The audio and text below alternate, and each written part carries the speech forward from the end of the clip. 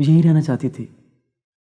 यहां से ये तो मालूम था कि इस दीवार की दूसरी तरफ उसके अब्बू हैं। अगर आप चाहते साहब जी तो उन्हें रोक सकते थे। साहब जी के पास इतनी फुर्सत ही नहीं है।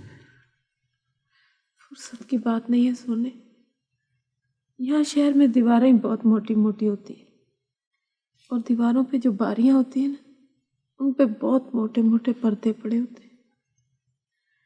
असली फूल कब्रों पे डाले जाते हैं और जो नकली फूल होते हैं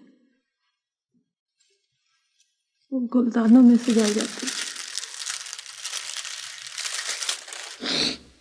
चलो सोने।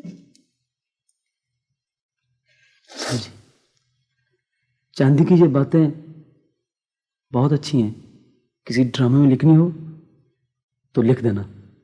क्यों चांदी? हमें और भी बहुत अच्छी अच्छी बातें आती हैं साहब जी, अगर चाहिए हो तो आपको भेज देंगे। ठीक, चलो। अच्छा साहब जी, खुदा हाफिज। खुदा हाफिज। साहब जी, तनख्वाह की फिक्र ना करना, हमें बेगम साहब ने दे दी। खुदा हाफिज। खुदा हाफिज।